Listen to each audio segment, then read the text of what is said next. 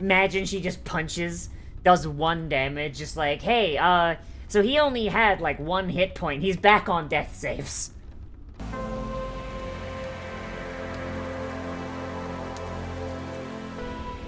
Hello there, runners, and welcome to another Tuesday, which means it's time for another Live Watches Vox Machina. Oh boy, the final episode. Or final episode of this season. We've got like 1 more season, but I don't really know how they're gonna do it, seeing as the voice of the main guy is, like, died. So, I guess we'll see when season 3 comes how they handle that, but for now, they have a black dragon to kill. A black dragon that is currently Sans prostate, so fun times had by all. Yeah, like in the last episode, they tried to trap the dragon. They did some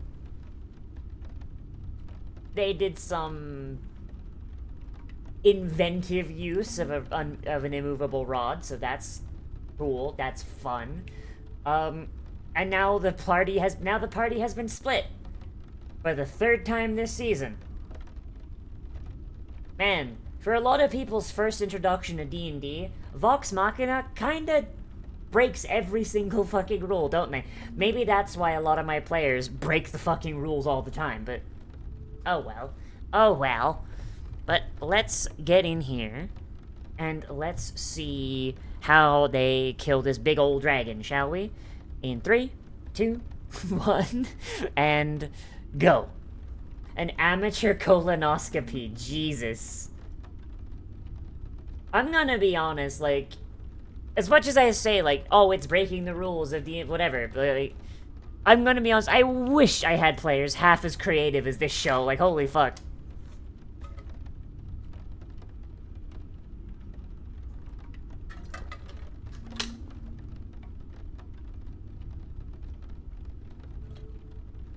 What?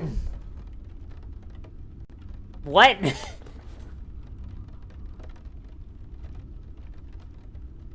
What? Okay, is this Scanlan just tripping balls on stomach acid or something, but...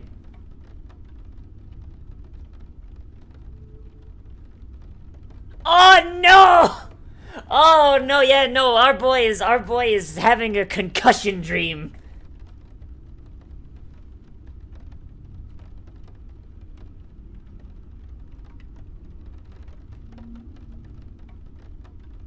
Yep, oh boy.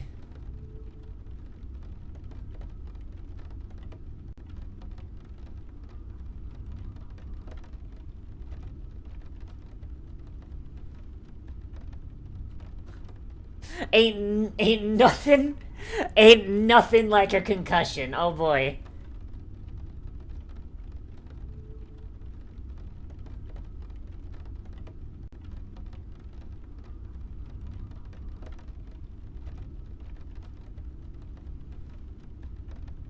Did they have to do the zoom out on his butthole?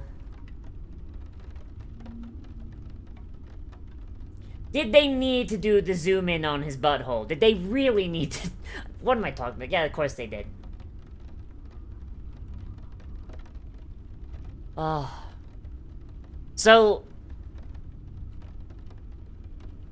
someone mentioned in the comments last time that Grog's axe with the chain on it. Apparently in the tabletop it was some that guy by the name of Tiberius, who is not in here because not great. In the tabletop, he attached a returning weapon chain to Grog's axe, and he kind of uses a makeshift grappling hook here. But they just had the chain already be there or something.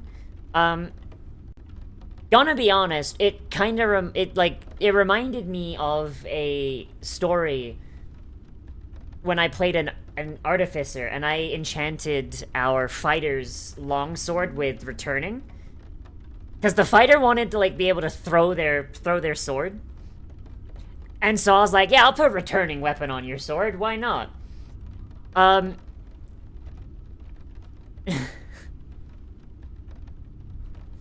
Oh shit, I thought I would have more time, damn it.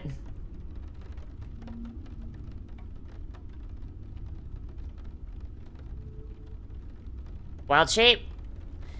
Yeah! Yeah, the Eagles! taking him to Mordor.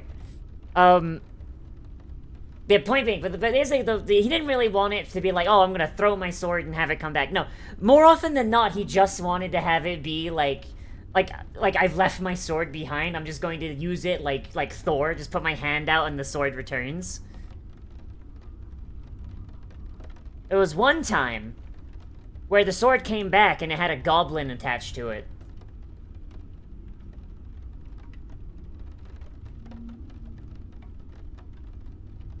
Like he just, like, as they were fighting, like, whenever he would kill something, he would just stab it, and he would just leave the sword there, and then when the next fight happened, he would just call it, like, Mjolnir.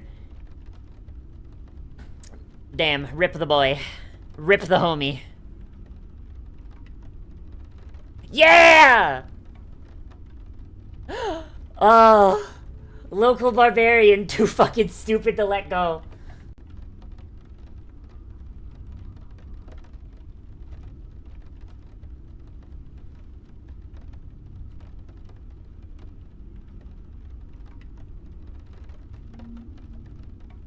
Man, it's a good...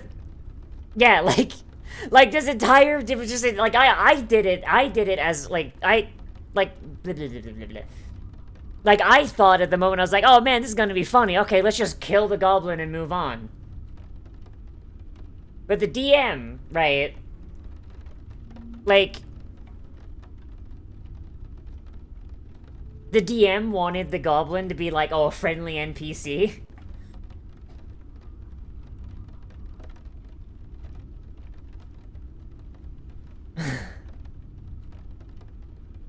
Jesus. Does that give him temp HP? I bet it does.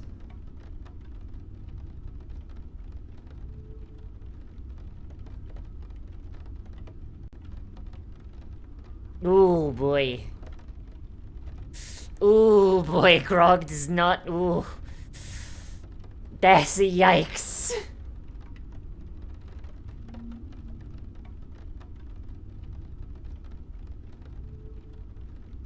So how many times is Grog gonna fall out of orbit?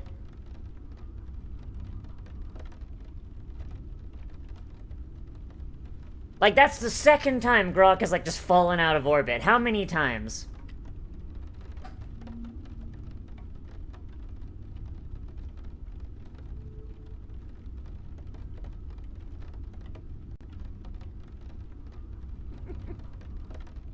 What?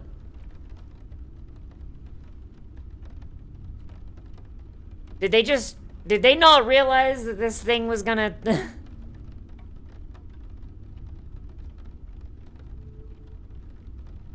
Yeah, like, of course the dragon's gonna fly away, stupid.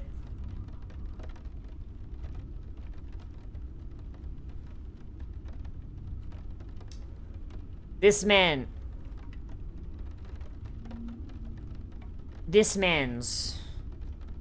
Nobody recognizes a near-Earth object. Seriously, Scanlan just, like... Does he just have, like a 0 con score or some shit like that? Like, fucking Jesus. That is just...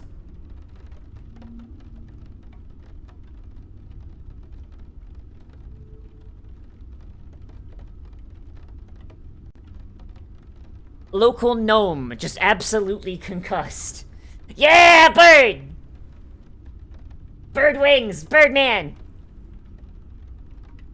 I wonder if this was something that was, like, built into the armor when Mercer made it, or if this is just, like, something that he's just like, you know what, yeah, no, fuck it, you get crow wings. Fuck it, it's cool.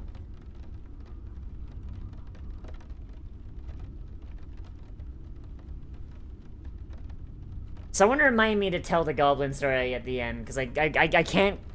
My brain is not letting me keep track of, like, 4 things at once. She's out of spell slots. Bye.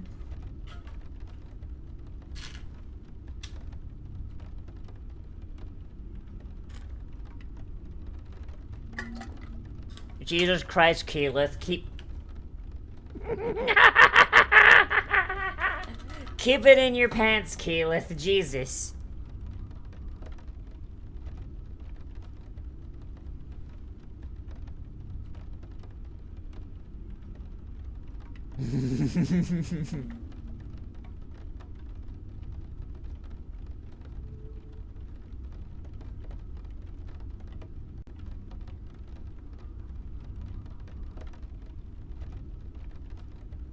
We're gonna need at least one long rest.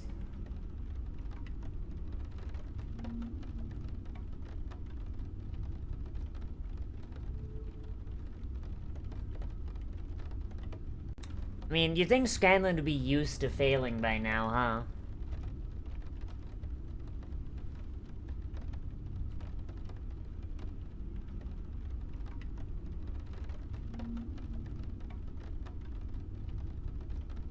Like, fucking Mercer's behind the DM screen like, oh god, you fucking morons, take a long rest, fuck, shit. Scanlan has 15 con? Fuck, no. No. There is no fucking way someone who fucking gets concussed that quickly and that often has a con that high.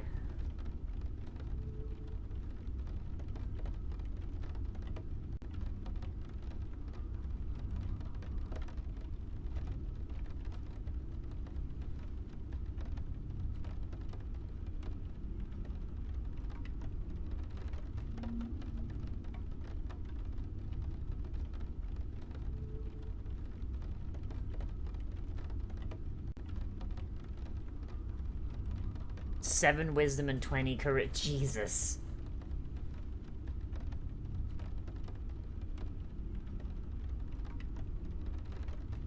So, this Zip Boy wants to betray Thordak.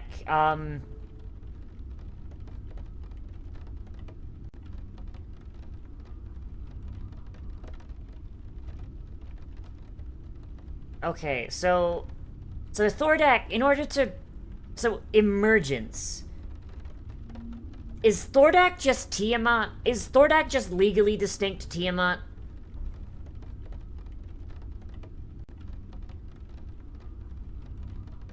Premarital handholding? Fucking... goddamn, Keyleth.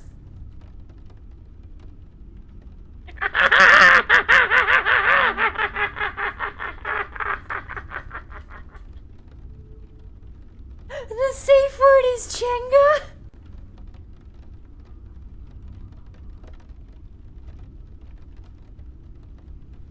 Oh my god.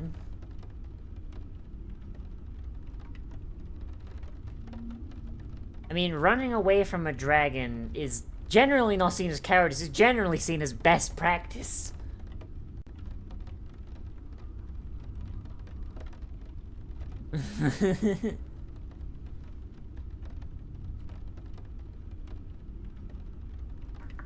Just stop being a shitty person, it's that easy.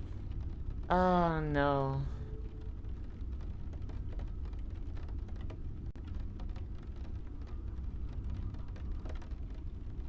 Why am I getting big Hobbit vibes from this? Just sneaking into the dragon's lair with, like, an ancient thing that allows you to evade detection.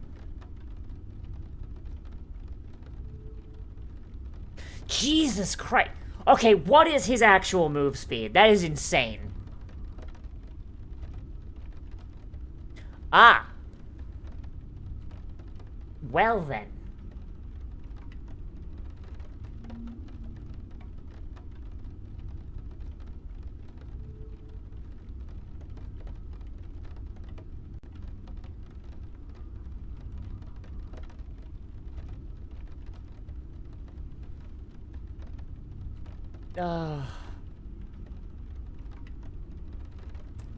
I'm gonna be honest, like, one of my biggest pet peeves, is that a lot of DMs, when they have dragons, they'll just have the dragon be, like, exactly as it is. But, like, whenever you do a dragon, it says, on the stat block itself, hey, dragons are all individuals, why not give them spells that fit their character, or, you know, etc., etc. Basically, every single dragon stat block says, hey, fuck with it a little bit. But, like, so many DMs just don't, and that's so frustrating.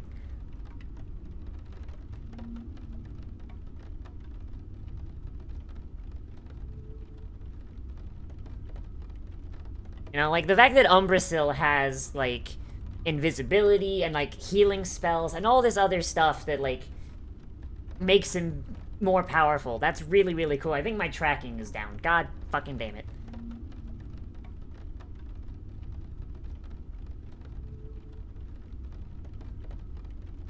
Man, amazing timing on their part. Jesus.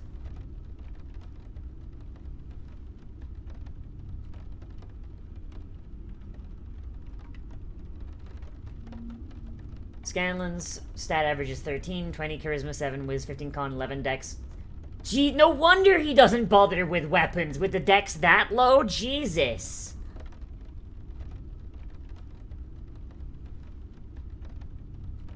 Like, I'm gonna be honest, if I had 20 charisma and 11 dex and shit, like, I'd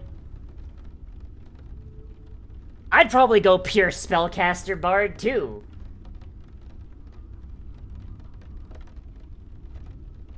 Okay, maybe, like, take the shot. You could have shot him right in the eyeball.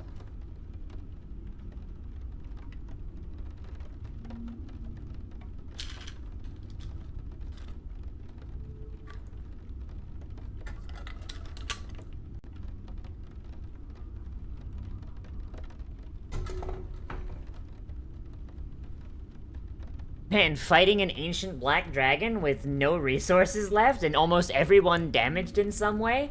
Shit. Who would have guessed this would have gone poorly?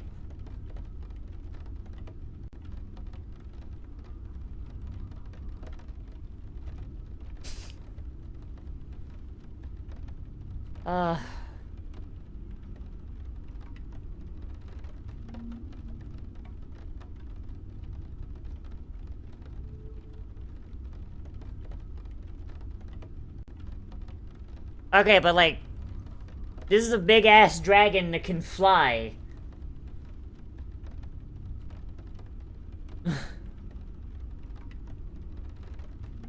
like, where do you think you're gonna run, dude?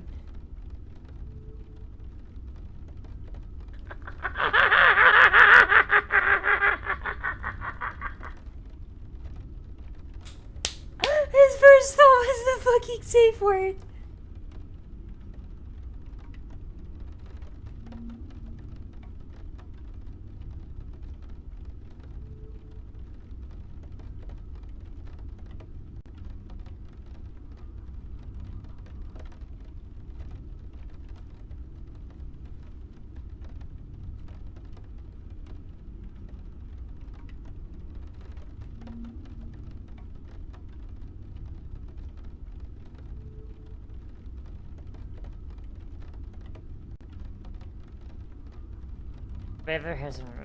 So, I've never had someone roll up with stats that bad, but also, like, she literally does! Or not control it, but, like, fucking she keeps an eye on it. Fucking Jesus. Yeah, like, the way I have character, like, do character creation for my players is I let people roll, an array 3 times and then pick the array they like. So 4d6, drop the lowest, like, for every stat. I let them roll, like, an array 3 times and then pick the set that they like.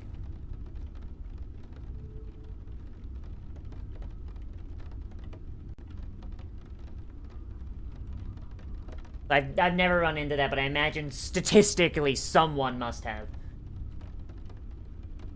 God, I really like the elemental wild shape. Like, there's a lot of druid subclasses I see where, like, they'll get, like, these cool wild shapes, and then they'll never use, like, the default wild shape, you know? Like,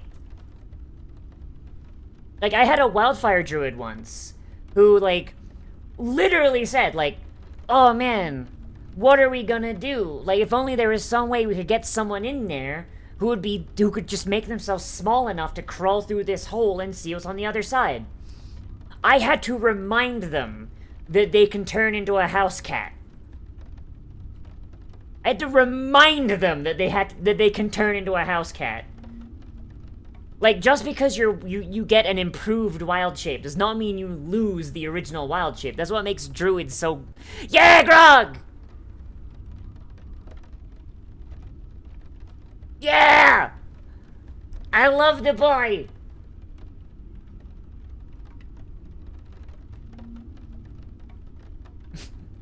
Damn, if only someone had blind sight.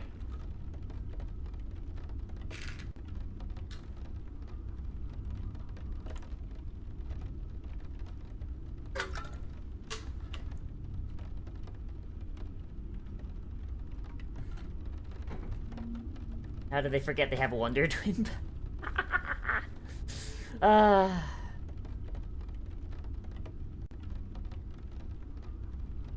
Like, I have no idea how druids forget it. Like, it's the most, I understand. Like, I understand, like, Wildfire Spirit is infinitely better than standard Wild Shape. But, like, by the time you have, like, your subclass, right? You've got 3 charges of Wild Shape. And it comes back on a short rest. You could use one of them to turn into a house cat to do surveillance or whatever.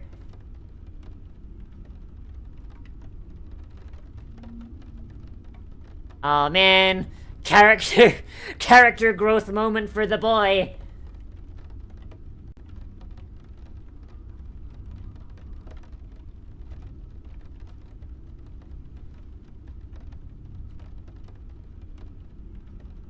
Oh! Oh, that's not great.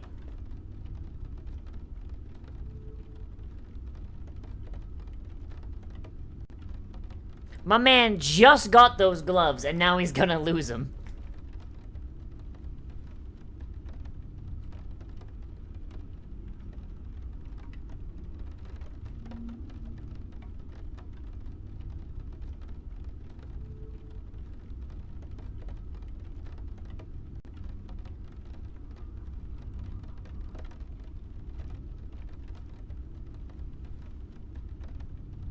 Okay, but like, how's he gonna use them? He's fucking huge. It's not like he's gonna be able to put those gloves on.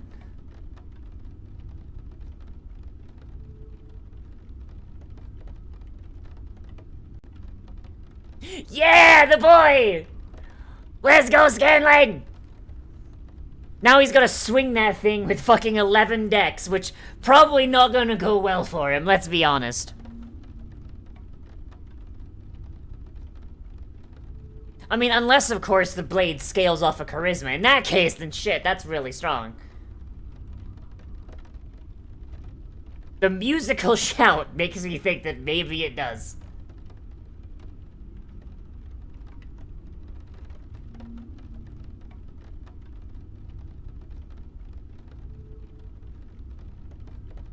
Yeah, you better run, bitch. Jesus. That man's entire fucking face is gone.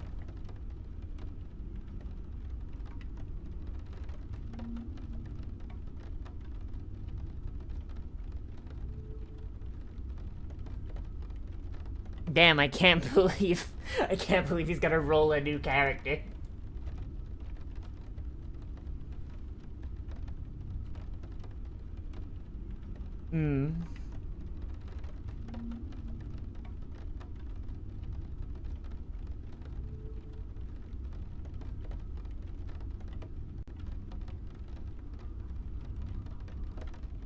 Oh, what's the betting he was just holding out for that? Come on now. There's no... Come on, it's D&D. There's no way he's dead.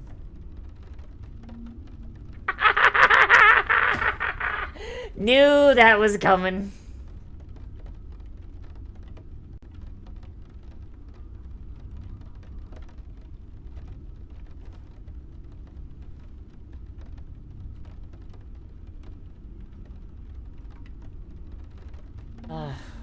Imagine she just punches, does 1 damage, just like, hey, so he only had, like, 1 hit point. He's back on death saves.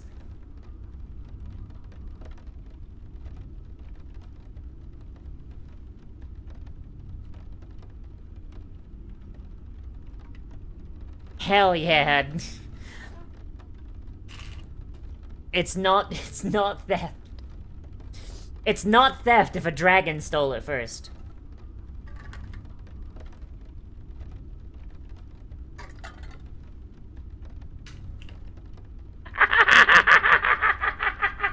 Oh, he's so stupid, I love him.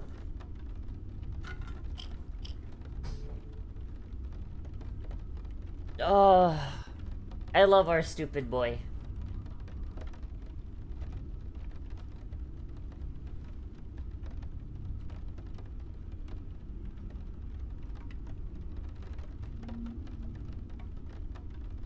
So, like, did they just shove, like, all of that gold into, like, bags of holding, or...?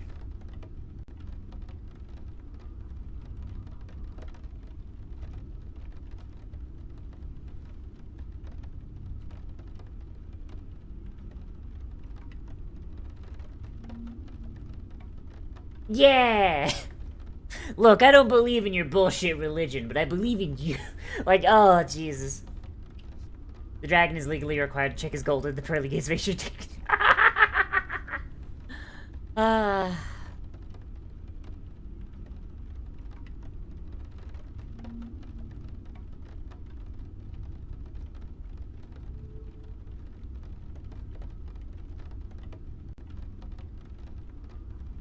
They ever recorded so... Like, I'm gonna be honest, like, most D&D players I know, if you give them a lot of wealth, they don't know what the fuck to do with it. As a DM, you need to make sure you give your players, plenty of gold sinks. Like, whether it's, like, giving them opportunities to shop for magic items, or whatever.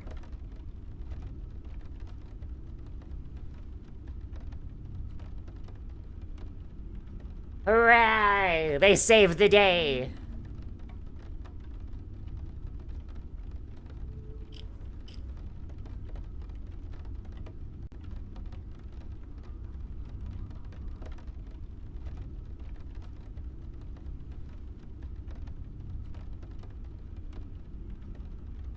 I really wonder if he's just discount Tiamat.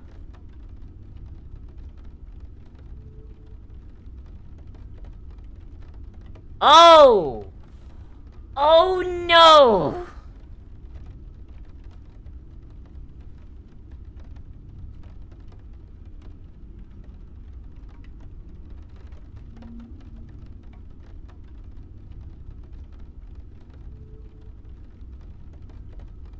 Okay, so where'd the priest lady go?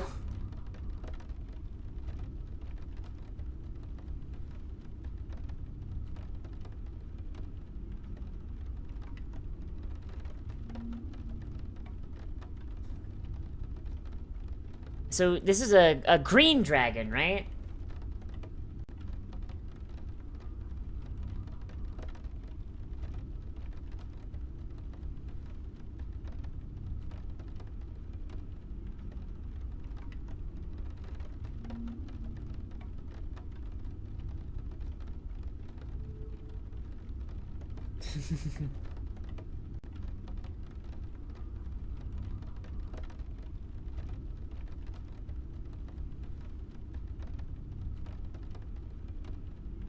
Oh, he wants to summon Tiamat, doesn't he?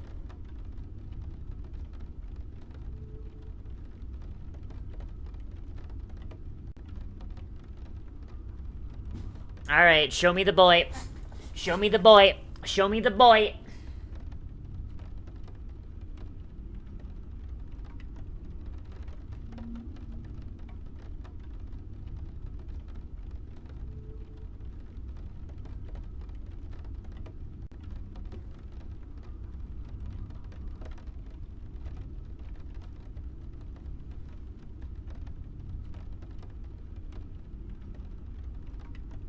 Oh, that's a lot of baby Durgans. Oh, no. Okay, so... Who is the mom?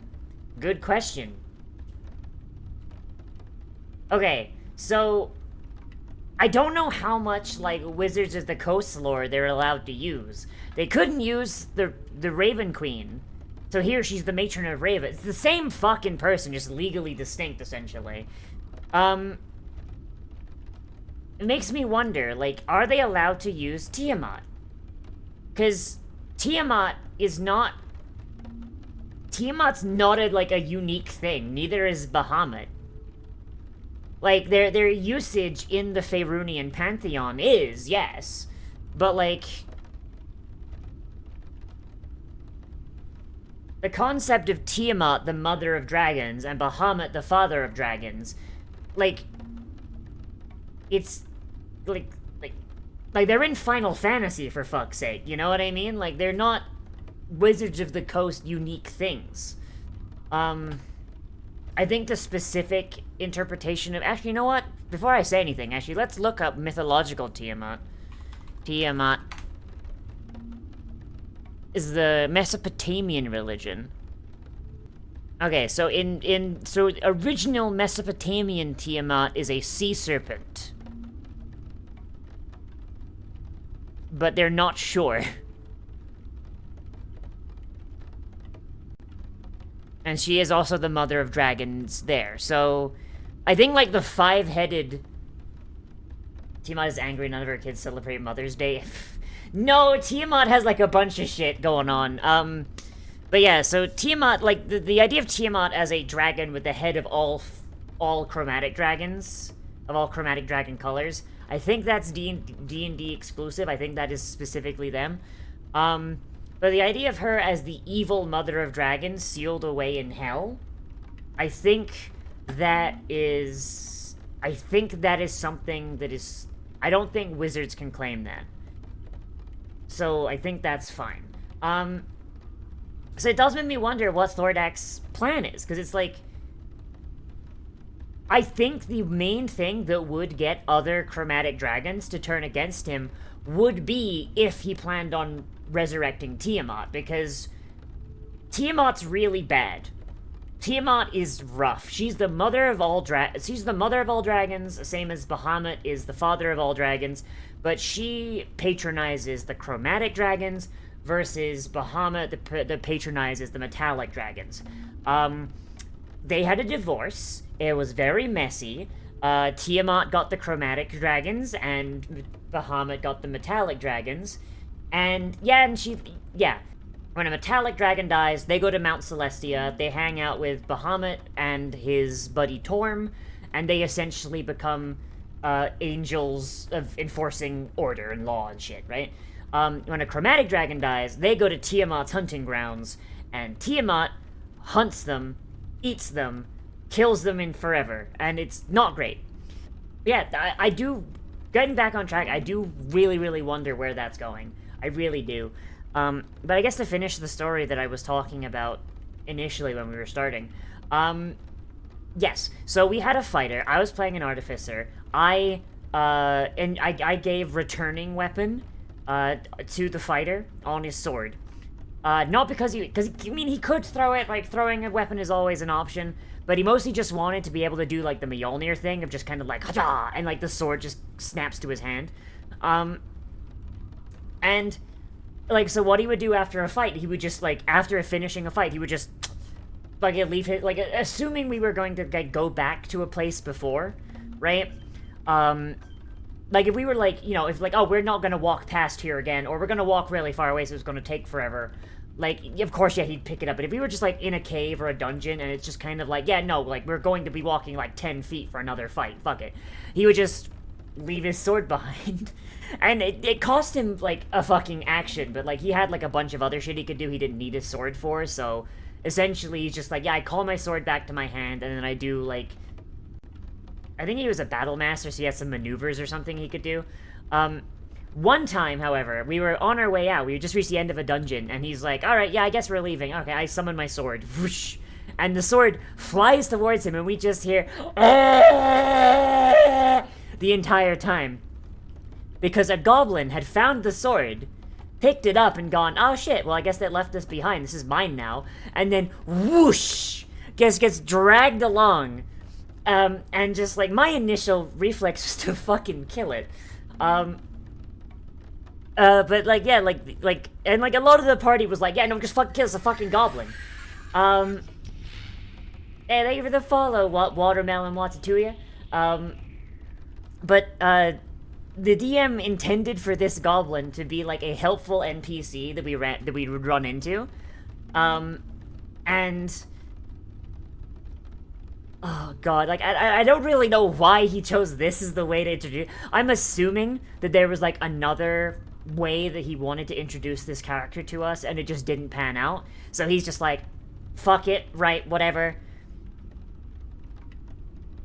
Here you go, like, I'm just going to have it pick up your sword that you keep leaving behind. And I don't know, like, it was, like, one of the more...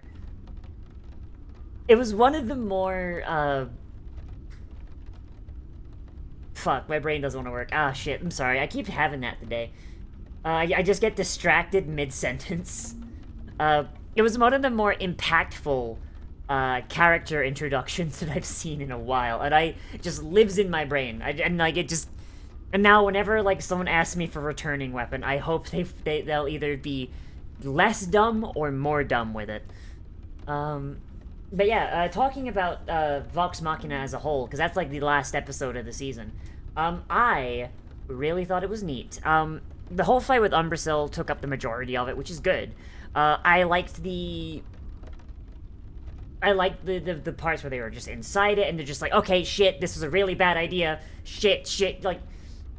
I think there's, like, a thing with D&D media that, like, you don't really run into, where a lot of times your players will do really stupid shit. It'll seem really, really cool in the moment, but, like, when you break it down, it's really fucking stupid. Like, this is a dragon that breathes acid. You're going up its butthole into its colon. Where do you think the acid comes from, dog? And, like, do you assume that he never swallows any of it? Like, bruh. So, like, them having to deal with, like, finding their way out of a dragon's insides that are quickly filling with acid. Like, I thought that was really cool, because it's just, like, you get a lot of D&D stories, it's just like, oh yeah, my players did this really, really cool thing. But you never really get many stories of, oh yeah, my players did this really fucking stupid thing.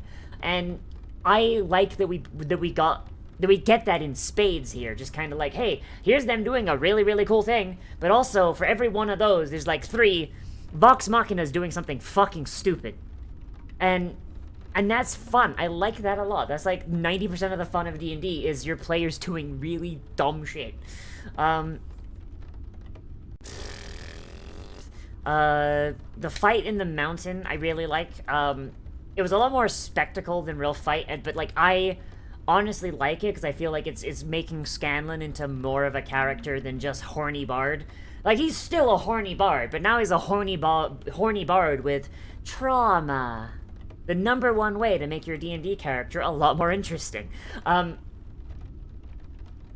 just this whole thing with, like, now you've got the green dragon who's like, hey, yo, this shit's kind of fucky. You've got, Thordak implying that he's going to, like, release Tiamat, I guess. Like, I think that's where they're going, but I don't know if they're even allowed to use Tiamat. Yeah, I like this a lot. I really do like this a lot, and I can't wait for the 3rd season. I hope we get a 3rd season. And apparently they're going to be starting on the Mighty Nine soon as well, the one with, not the Goblin. The Asher Thing can be found on Scanlan Fist the Dragon. Oh, no. No, they did not call it that. Fucking Jesus. Okay, I gotta find that clip. I gotta find that clip of Scanlan Fist the Dragon. Jesus. But, yeah, it was really good. The hallucination with Scanlan's imaginary grandchildren was great. Like, it's just a one big fucking spectacle. Spectacle. It looked great. It was written great. You still get that feeling of just goober shit, like, from it's literally just people role-playing, and you really get that, because you get, like, the occasional just out-of-pocket line. It's just kind of like, whoa, what the fuck? That's anachronistic, but at the same time, that's how D&D players talk, and it's just, shit, alright. Like, I haven't seen the D&D movie. I'm gonna be honest, I'm probably gonna wait till it comes out on DVD or some shit like that, because going to theaters is cringe. But I kind of hope that movie takes that into consideration, you know what I mean? Like, I really, really hope that movie has that same level of, like, oh, this is just nerds fucking role-playing. I don't imagine they will, because, you know, it's a Hollywood movie, it has to appeal to the widest audience possible, blah, blah, blah, blah, blah, blah, blah, but it's a hope I have. I'm hoping they understand their audience, but it's Wizards of the Coast. Let's be honest, they probably don't. At least judging from how D&D Next is coming out, or whatever they're calling it now. Yeah, show good. episode good, season good, D&D good, Wizard of the Coast bad. Yeah. But I think that's really all I got to say, so that's where I'm gonna leave this here. If you're watching this on YouTube after it's been edited and put up, then this is where you get off, unfortunately. But if you're watching this on Twitch, we still have some more stuff to watch. We got some Nashville to watch, and we got some Bo Fury to watch, and hopefully you'll stick around for that. So, those of you on YouTube, remember to like, comment, favorite, subscribe, share on social media, tell your friends if you want. And if you want to support the channel, you can always do so via Patreon, Stream Elements, YouTube memberships, Twitch subs, biddies, whatever. If there's a method you like, then it's probably there. But if you don't want to, or you can't, then just you being here is enough. I love you. Oh yeah, and if you want to join the thing, if you click in the upper right hand corner, if you want to join the chat, we stream this every Monday at like 4 p.m. Eastern. So, yeah, finger guns. But I'll see you around, run up. Bye.